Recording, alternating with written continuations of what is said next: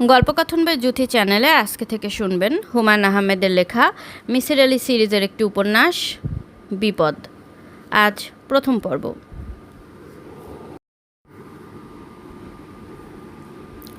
আফসার উদ্দিন খুব গম্ভীর ধরনের মানুষ। একটা দেশি জাহাজ কোম্পানি বড় অফিসার।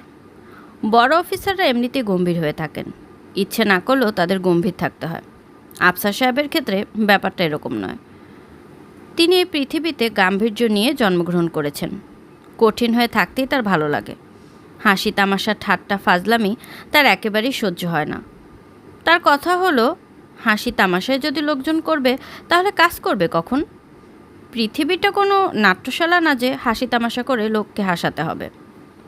আফসার সাহেবের দুর্ভাগ্য, তার আশেপাশের মানুষজনের স্বভাব তার স্বভাবের একেবারে উল্টো। তার স্ত্রী মীরা সর্বক্ষণই হাসছেন, কারণে অকারণে হাসছেন। এই তো সেদিন তাদের কাজের ছেলে কুদ্দুস হাত থেকে ফেলে টিপট ভেঙে ফেলল। এই দেখে মীরা ফিক করে হেসে ফেলল। আফসার সাহেব বললেন, একটা দুর্ঘটনা ঘটেছে, হাত থেকে ফেলে একটা দামি জিনিস ভেঙেছে, এতে হাসির কি হলো? মীরা বললেন, টিপট ভেঙেছে দেখে হাসিনি। টিপট ভাঙার পর কুদ্দুস কেমন হতভম্ব হয়ে ভাঙা পটটার দিকে তাকিয়েছিল, তাই দেখে হেসে ফেললাম। তার মুখের ভঙ্গি দেখে তুমি হেসে ফেললে? হ্যাঁ। দয়া করে আমার সামনে এই কাজটা করবে না। হাসতে ইচ্ছে করলে বাথরুমে ঢুকে দরজা বন্ধ করে হাসবে। মীরা আবার হেসে ফেললেন। আফসার সাহেব বললেন, হাসলে যে? তুমি কেমন গম্ভীর মুখে কথা বলছো তাই দেখে হাসছি। দয়া করে আমার সামনে থেকে যাও। মীরা উঠে চলে যান, তবে হাসতে হাসতে যান। তা দেখেও আফসার সাহেবের গা জ্বালা করে। তার দুই মেয়ে সুমি ও রুমি অবিকল মায়ের মতো দিন রাত হাসছে। তারা মাঝে মাঝে স্কুলের মজার মজার সব ঘটনা বাবাকে বলতে আসে। ঘটনা বলবি কি, বলার আগেই হাসি।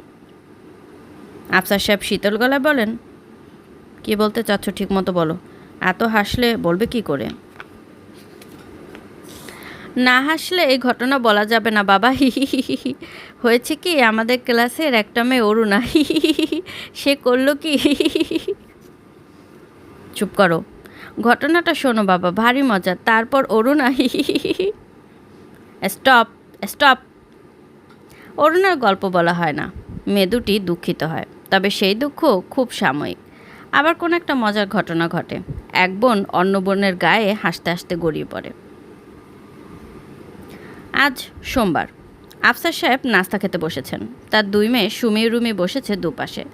রুমি কি একটা হাসির কথা বলতে যাচ্ছিল, বাবা কড়া করে তার দিকে তাকানোর কারণে সে চুপ হয়ে গেল। সুমি তখন কি একটা বলতে গেল। মীরা চোখের ইশারায় তাকে থামিয়ে দিলেন। নাস্তার টেবিলে হাসাহাসি না হয় ভালো। মীরা টিপট থেকে কাপে চা ঢাললেন। হঠাৎ একটা দুর্ঘটনা ঘটল। মেঝে থেকে লাফ দিয়ে একটা বেড়াল আফসার সাহেবের কোলে এসে বসল। আফসার সাহেব লাফ দিয়ে 3 হাত উপর উঠে গেলেন। যে পিরিচে ডিম, রুটি, মাখন এবং পনিরের টুকরো সাজানো ছিল তা ছিটকে পড়ল মেঝেতে। পুরো ঘটনাটা ঘটল 2 সেকেন্ডের ভেতর। সুমি রুমি খিলখিল করে হেসে ফেলল। তারা জানে এখন হাসা মানেই বিপদ, ভয়ঙ্কর বিপদ। বাবা প্রচণ্ড রাগ করবেন, কিন্তু কিছুতেই তারা হাসি থামাতে পারল না। মীরা খুব চেষ্টা করছেন না হাসতে, দাঁত দিয়ে নিচের ঠোঁট কামড়ে ধরেছেন। লাভ হচ্ছে না, হাসি এসে যাচ্ছে, আর বুঝে আটকানো গেল না।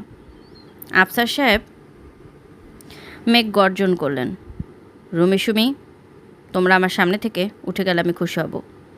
মেয়ে দুজন তৎক্ষণাৎ ছুটে ঘরে চলে গেল। ঘরের ভেতর থেকে তাদের হাসি শোনা যাচ্ছে, হা হা হি হি। এবার মীরাও হেসে ফেললেন, তবে শব্দ করে নয়, নিঃশব্দে। হাসির কারণে তার হাত কাঁপছে, চায়ের কাপে ঠিকমতো চা ঢালতে পারছেন না। মীরা, কি হাসছো কেন জানতে পারি? হাসি এসে গেল তাই হাসছি, বিশেষ কোনো কারণ নেই। কেন হাসি এসে গেল তা জানতে পারি? সরি। সরি কোনো ব্যাপার নেই, তুমি বলো কেন হাসলে? মীরা গম্ভীর গলায় বললেন, তুমি কেমন চমৎকার শূন্যে উঠে গেলে। হঠাৎ মনে হলো পৃথিবীতে মাধ্যাকর্ষণ শক্তি বলে কিছু নেই। দৃশ্যটা দেখতে ভালো লাগলো তাই হাসলাম। তুমি যদি আমার সামনে থেকে চলে যাও আমি খুশি হব। সত্যি চলে যেতে বলছো?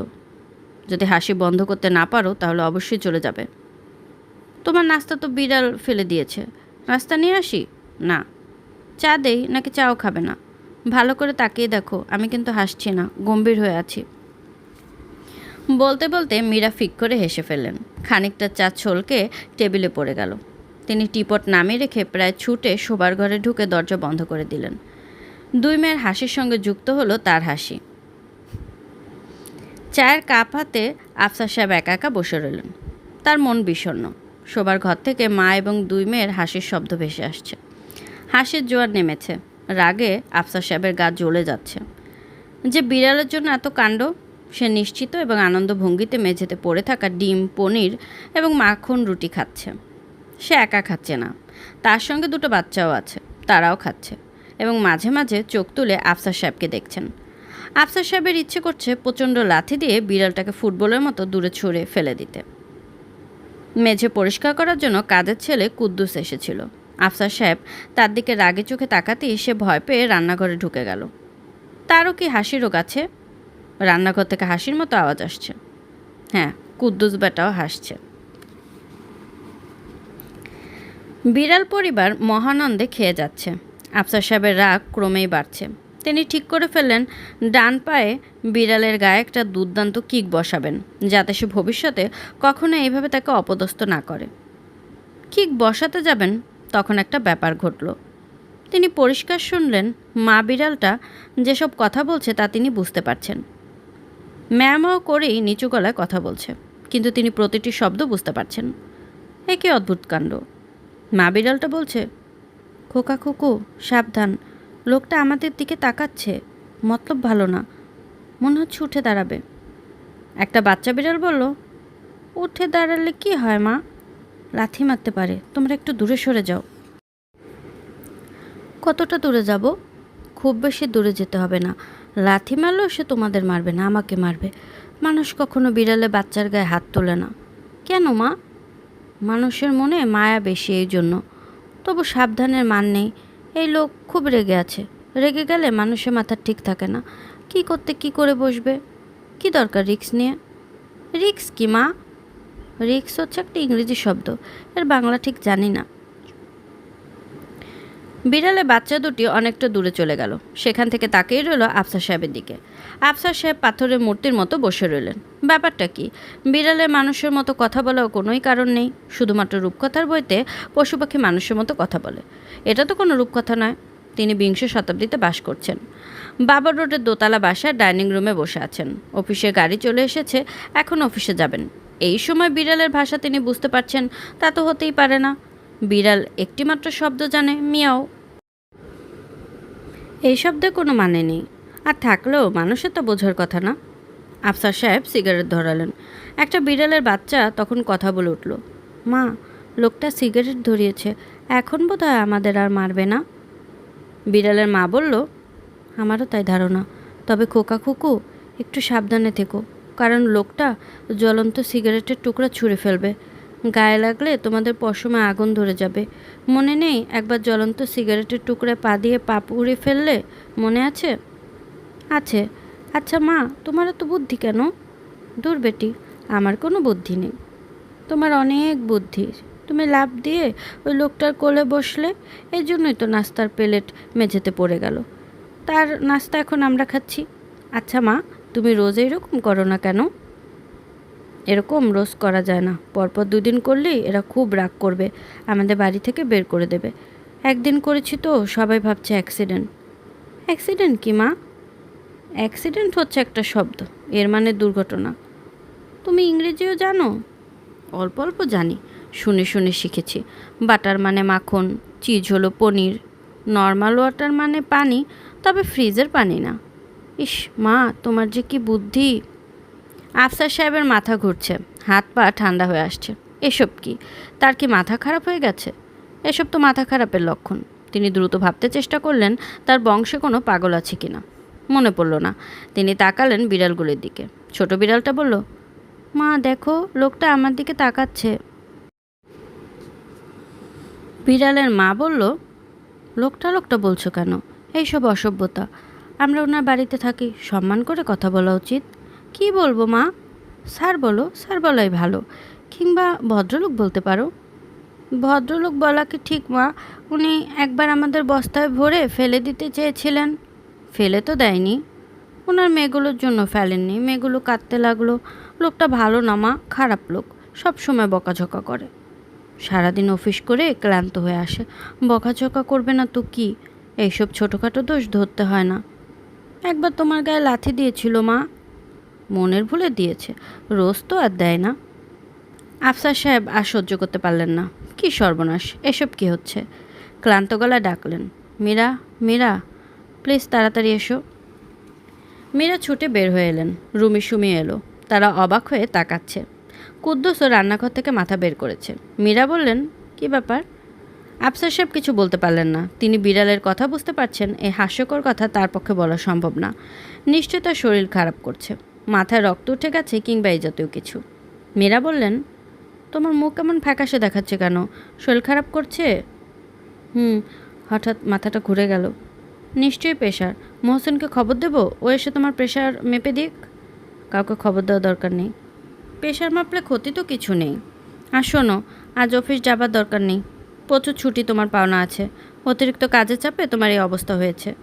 সুমি, যা তো নিচে গিয়ে ড্রাইভারকে বলে আয়, আজ তোর বাবা অফিসে যাবে না।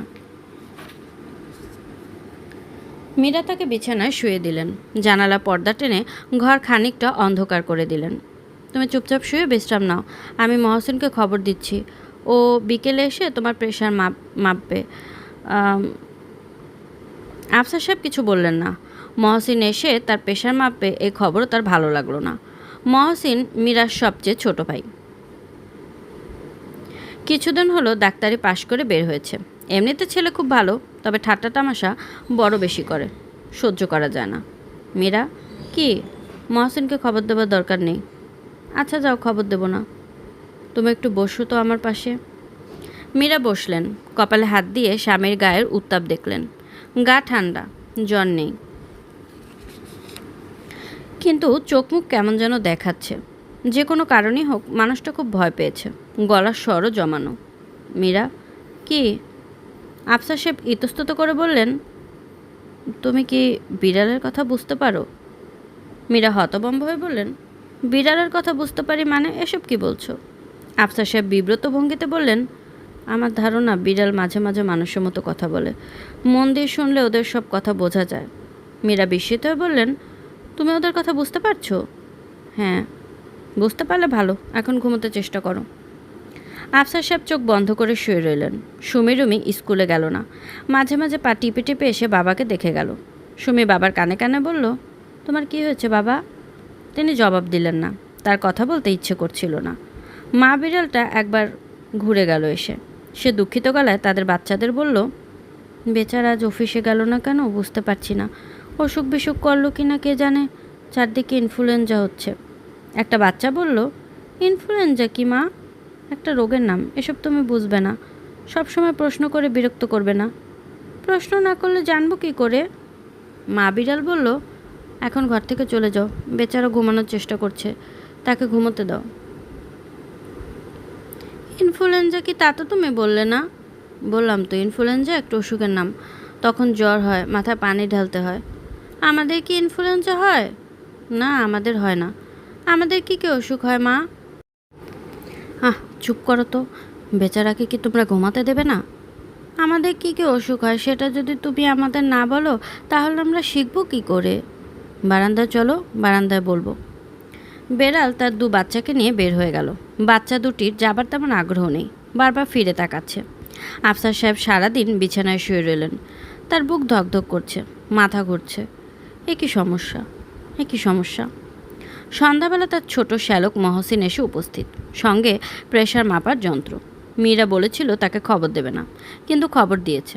মীরা কথা রাখেনি। আফসার সাহেব মহসিনকে সহ্যই করতে পারেন না। দেখা মাত্র তার মাথায় রক্ত উঠে যায়। আজও উঠে গেল। মহসিন দাঁত বের করে বলল, কেমন আছেন দুলাভাই? তিনি শুকনো গলায় বলল, ভালো। শুনলাম আজ অফিসে যাননি। শরীরটা ভালো লাগছে না। শুয়ে শুয়ে কী করছেন? কিছু করছি না। বুবু বলেছিল আপনি নাকি এখন এনিম্যাল ল্যাঙ্গুয়েজ এক্সপার্ট হয়ে গেছেন। হা হা হা হা হা। আফসার সাহেবের ইচ্ছে করলো ফাজিলটার গালে ঠাস করে একটা চর বসিয়ে দিতে। অনেক কষ্টে নিজেকে সামলালেন। বিড়ালের সব কথা নাকি বুঝে ফেলেছেন। আফসার সাহেব চুপ করে রইলেন। মহসিন বলল, বিড়াল কোন ভাষায় কথা বলে দুলাভাই? সাধু না চলিত? আমার শরীরটা ভালো লাগছে না, তুমি অন্য ঘরে যাও। রাগ করছেন নাকি? না, রাগ করছি না। তোমাকে আমাকে একটু একা থাকতে দাও। আগে প্রেশারটা মাপি, তারপর যত ইচ্ছা একা থাকবেন। প্রেশার মাপা হলো, দেখা গেল প্রেশার স্বাভাবিক। মহসিন বলল, আপনার সমস্যা কি জানেন দুলা ভাই? আপনার সমস্যা হচ্ছে গাম্ভীর্য। একটু সহজ হন, স্বাভাবিকভাবে হাসি তামাশা জীবন পার করার চেষ্টা করুন। দেখবেন বিড়ালের কথা শুনতে পাচ্ছেন না। তুমি যাও তো এ ঘর থেকে। যাচ্ছি, কয়েকটা ঘুমের ট্যাবলেট দিয়ে যাচ্ছি। রাতের 2টা খেয়ে ঘুমাবেন, আপনার ঘুম দরকার। আফসার সাহেব মীরার উপর খুবই রাগ করলেন। মীরা কাজটি ঠিক করেনি। কেন সে ব্যাপারটা জানাচ্ছে? বিড়ালের কথা বুঝতে পারার পুরো ব্যাপারটা যে হাস্যকর তা কি তিনি বোঝেন না? খুব ভালো করে বোঝেন। তিনি জানেন তার কোনো সমস্যা হয়েছে, হয়তো মাথা গরম হয়ে আছে, কিংবা কানে কোনো সমস্যা হয়েছে। এটা কি লোকজনকে বলে বেড়ানোর মতো ঘটনা? সব কিছু সবাইকে বলতে নেই, এই সাধারণ বুদ্ধি কি মীরার নেই? দেখা গেল সন্ধ্যা নাগাদ লোকজনে বাড়ি ভরে গেল। ঢাকার আত্মীয় স্বজনরা এসে উপস্থিত। সবার মুখে রহস্যময় হাসি। রাগে দুঃখে আফসার সাহেবের চোখে পানি এসে গেল। এমন অবস্থা হবে জানলে তিনি কিছুতেই মীরাকে ব্যাপারটা জানাতেন না। আফসার সাহেব সারা রাত জেগে কাটালেন। এক ফোঁটা ঘুমোতে পারলেন না। তন্দ্রা মতো আসে, আর মনে হয় কি ভয়ঙ্কর কাণ্ড ঘটে গেছে। তিনি বিড়ালের কথা বুঝতে পারছেন। তখনই ঘুম ভেঙে যায়। তিনি ধর্মর করে উঠে বসেন। তার সঙ্গে সঙ্গে মীরাও রাত জেগেই কাটালেন। মেয়েরা একসময় বলল, এত অস্থির হচ্ছ কেন? যদি বিড়ালের কথা বুঝতে পারলে এতে অসুবিধা তো কিছু হচ্ছে না। আফসার সাহেব বললেন, আমি যে বিড়ালের কথা বুঝতে পারি তাকে তুমি বিশ্বাস করো? হ্যাঁ, করি। না, তুমি বিশ্বাস করো না, আমাকে সান্ত্বনা দেবার জন্য বলছো। তুমি ঘুমাবার চেষ্টা করো। চেষ্টা করছি, লাভ হচ্ছে না। আমার কি সর্বনাশ হলো বলো তো? কোনো সর্বনাশ হয়নি, দেখবে কাল ভোরে সব ঠিক হয়ে গেছে। কিভাবে ঠিক হবে? আমি ব্যবস্থা করব। কি ব্যবস্থা করবে? ভোর হোক, তখন দেখবে। শেষ রাতে ঠান্ডায় আফসার সাহেব ঘুমিয়ে পড়লেন। ঘুম ভাঙল সকাল 10টায়। বাসা খালি, বাচ্চারা স্কুলে চলে গেছে। মীরা নাস্তা বানিয়ে অপেক্ষা করছেন। আফসার সাহেব হাত মুখ ধুয়ে নাস্তার টেবিলে বসলেন। আশেপাশে বিড়ালগুলিকে দেখতে পেলেন না। খানিকটা নিশ্চিত বোধ করলেন। মীরা বললেন, আজ অফিসে গিয়ে লাভ নেই, রাতে ভালো ঘুম হয়নি, বাসায় থাকো, রেস্ট নাও। আরে না, পরপর 2 দিন কামাই দেওয়ার কোনো মানে হয় না। ভালো কথা, বিড়ালটা কোথায়? জানি না, আছে নিশ্চয় কোথাও, বাদ দাও তো। আফসার সাহেব অফিসে চলে গেলেন। অফিসে নানান কাজে সময় কেটে গেল। একটা মিটিং ছিল। মিটিং শেষ করে বাসায় ফিরতে ফিরতে সন্ধ্যা হয়ে গেল। বাসায় ফিরে স্বস্তি বোধ করলেন, বিড়াল নেই। তিনি কিছু জিজ্ঞেস করলেন না, তবে বুঝলেন কুদ্দুসেদের বাসা থেকে তাড়িয়েছে। ভালোই করেছে। অনেক দিন পর আফসার সাহেব রুমে ও সুমিকে সঙ্গে নিয়ে টিভি দেখলেন। কি একটা ম্যাগাজিন অনুষ্ঠান হচ্ছে। ভয়ঙ্কর রোগা একটা লোক নানা ধরনের আবল তাবল কথা বলে হাসাবার চেষ্টা করছে। আফসার সাহেবের ক্ষমতা থাকলে চর দিয়ে বদমাসটার সবকটা দাঁত ফেলে দিতেন। ক্ষমতা নেই বলে কিছু করতে পারলেন না। রুমি বলল, লোকটা কীরকম মজা করতে পারে দেখলে বাবা, এমন হাসাতে পারে। তিনি হুঁজাতেও শব্দ করলেন এবং বললেন যেন মজা পাচ্ছেন। রাতে 2 মেয়ে যখন স্কুলে কী সব ঘটনা ঘটেছে বলতে শুরু করলো, সেসবও তিনি মন দিয়ে শোনার চেষ্টা করলেন। রাত 10টায় মহসিন টেলিফোন করলো। দুলা ভাই ভালো? হ্যাঁ ভালো। বিড়ালের কথা নিশ্চয় আর শোনেননি? না। Very good. রাতে ঘুমোতে যাবার আগে ঘুমোর ট্যাবলেট 2টো মনে করে খাবেন। আচ্ছা। এই সঙ্গে আপনাকে একটা ছোট অ্যাডভাইস দিচ্ছি, সবসময় এমন কঠিন ভাব করে থাকবেন না। রিল্যাক্স করুন, হাসুন, গল্প করুন, সবাইকে নিয়ে কোথাও বেড়াতে যান। কোথায় যাব? কক্সবাজার চলে যান। আসলে আপনার যা হয়েছে তা হচ্ছে নার্ভ উত্তেজিত হয়েছে। নার্ভ এক্সাইটেড হয়ে এসব ঘটে। রাখি দুলাভাই। আচ্ছা। রাত 11টার দিকে হাত মুখ ধুয়ে 1 গ্লাস গরম দুধ খেয়ে আফসার সাহেব ঘুমোতে গেলেন। ঘুমের ট্যাবলেট খাবার ইচ্ছে ছিল না, এমনিতেই চোখে ঘুম এসে গিয়েছিল। তবু 2টা ট্যাবলেট খেলেন। ভালো ঘুম হলো, একটানা ঘুম। ঘুম ভাঙল খুব ভোরে। তিনি শোবার ঘর থেকে বের হয়ে বারান্দায় এসে বেতের চেয়ারে বসলেন। রাতে ভালো ঘুম হয়, শরীরটা ঝরঝরে লাগছে। বারান্দায় বসে সকাল হওয়া দেখতে তার সবসময় ভালো লাগে। 1 কাপ চা পেলে ভালো হতো।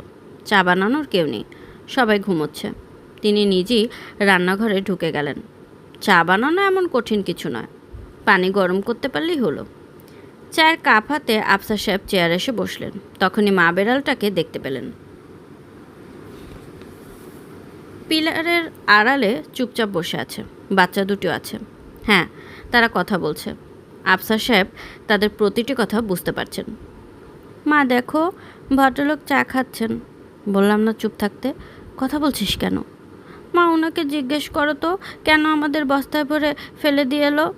আহ, কী যে বোকার মতো কথা বলিস। মানুষ কি আমাদের কথা বুঝে? বুঝলে তো সব সমস্যার সমাধানই হতো।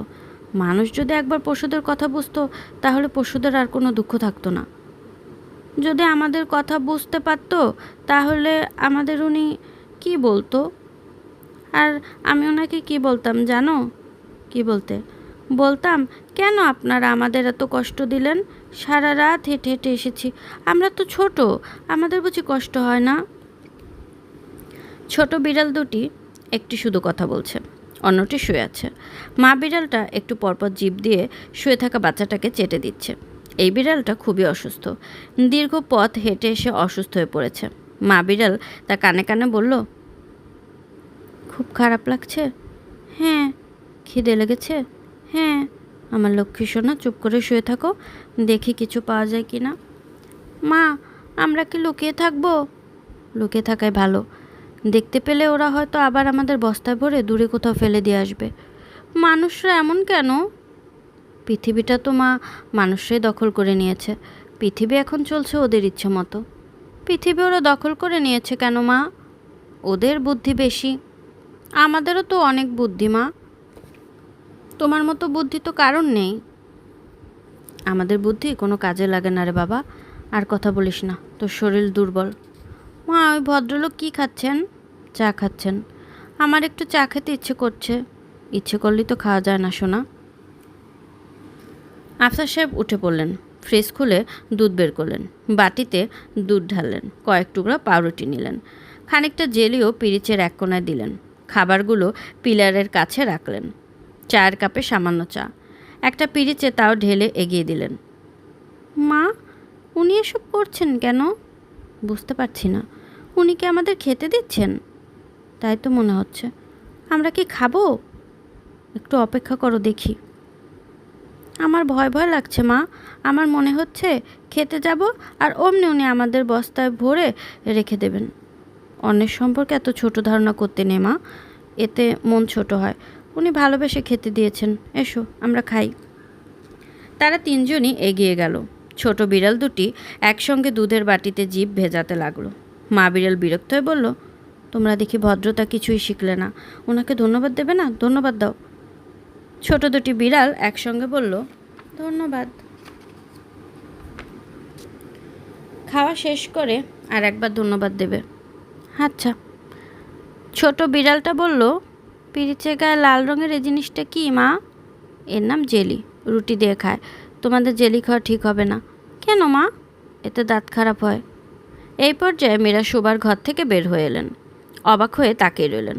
আফসার সাহেব থমথমে গলায় বললেন, তুমি কি বিড়ালগুলোকে বস্তায় ভরে ফেলে দিতে বলেছিলে? তোমাকে কে বলল? ফেলে দিতে বলেছি কিনা বলো। হ্যাঁ বলেছিলাম। খুব অন্যায় করেছো। অন্যায় করব কেন? এর আগেও তো একবার বস্তায় ভরে বিড়াল ফেলা হয়েছে, সেবার তো তুমিই ফেলতে বলেছিলে, বলনি? আর ফেলবে না। এদেরকে কি তুমিই খাবার দিয়েছো? হ্যাঁ। এখনও কি তুমি এদের কথা বুঝতে পারছো? পারছি। মীরা দীর্ঘ নিঃশ্বাস ফেললেন। তার মনে হলো ব্যাপারটাকে আর অবহেলা করা ঠিক হবে না। কোনো একজন ডাক্তারের কাছে তাকে নিতে হবে, কোনো বড় মনোবিজ্ঞানী যিনি ব্যাপারটা বুঝবেন। নাস্তার টেবিলে মীরা বললেন, আজ সন্ধ্যায় তোমাকে যদি কোনো ডাক্তারের কাছে নিয়ে যেতে চাই, তুমি যাবে? সাইকিয়াট্রিস্টের কাছে? হ্যাঁ। সাইকিয়াট্রিস্টের কাছে কেন যাব? তোমার কি ধারণা আমি পাগল? না, তুমি পাগল না, আবার ঠিক সুস্থও না। কোনো সুস্থ মানুষ কখনো বলবে না সে বিড়ালের কথা বুঝতে পারছে। আফসার সাহেব কোনো উত্তর দিলেন না। মীরা বললেন, তুমি অফিসে চলে যাও, ঘরে বসে বসে বিড়ালের কথা শুনতে হবে না। এইসব নিয়ে একেবারেই চিন্তা করবে না। সন্ধ্যাবেলা আমরা একজন বড় ডাক্তারের কাছে যাব। ঠিক আছে যাব, কিন্তু বিড়ালগুলিকে তুমি তাড়াবে না। দুপুরে আলাদা করে খেতে দেবে, রাতেও খেতে দেবে, মনে থাকে যেন। তোমার কি মনে হয় না তুমি বাড়াবাড়ি করছো? আফসার সাহেব শীতল গলায় বললেন, না আমি বাড়াবাড়ি করছি না। বলেই মনে হলো হয়তো তিনি ঠিক বলছেন না, কিছুটা বাড়াবাড়ি হয়ে যাচ্ছে। এখন তার আচরণ নিশ্চয়ই সহজ স্বাভাবিক মানুষের আচরণ নয়, অস্বাভাবিক একজন মানুষের আচরণ। তাকে যদি কেউ সাইকিয়াট্রিস্টের কাছে নিয়ে যেতে চায় তাহলে তাকে দোষ দেওয়া যাবে না। তিনি ক্লান্ত গলায় বললেন, মীরা, এ কি সমস্যা পড়া গেল বলো তো? সব ঠিক হয়ে যাবে। আফসার সাহেব ছোট করে নিঃশ্বাস ফেলেন। তার কেন জানি মনে হচ্ছে কিছুই ঠিক হবে না। যত দিন যাবে ততই সব এলোমেলো হয়ে যাবে।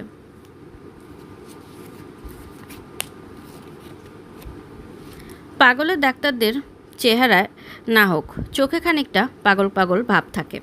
তারা সহজভাবে আলাপ আলোচনা শুরু করতে করতে দুম করে কঠিন কোনো কথা বলে সরু চোখে রোগীর দিকে তাকিয়ে থাকে। কথাবার্তা বলতে হয় বিছানায় শুয়ে। একটা ছবি চোখের সামনে ধরে জিজ্ঞেস করে, ছবি দেখে আপনার যা মনে আসছে বলুন তো, কী দেখছেন ছবিতে? পাগলের ডাক্তার বা সাইকিয়াট্রিস্ট সম্পর্কে আফসার সাহেবের এই ছিল ধারণা। তিনি এমন একজন লোকের সঙ্গে দেখা করবেন এই জাতীয় মানসিক প্রস্তুতি নিয়ে ঘর থেকে বেরোলেন। যার সঙ্গে দেখা হলো তাকে দেখে মোটামুটি হতাশই হলেন।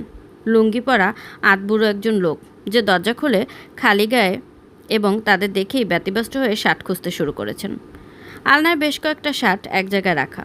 একটা নিতে গিয়ে ভদ্রলোক সবকটা ফেলে দিলেন। যে শার্ট গায়ে দিলেন তার বোতামগুলো সাদা রঙের, কিন্তু মাঝখানের একটা বোতাম কালো।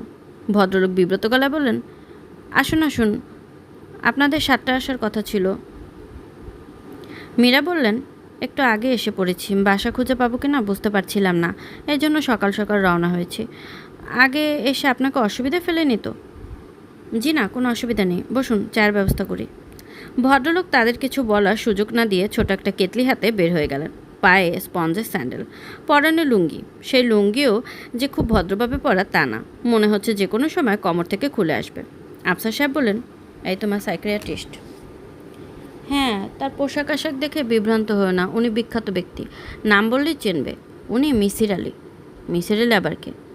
মানসিক সমস্যা বিশ্লেষণের ব্যাপারে তার মতো মানুষ এখনও জন্মায়নি। অতি বিখ্যাত ব্যক্তি। অতি বিখ্যাত ব্যক্তির হাল তো দেখি ফকিরের মতো। ঘরের অবস্থা দেখে মনে হচ্ছে খেতে পান না। উনি কখনো কারো কাছ থেকে টাকা পয়সা নেন না। চলে কি করে?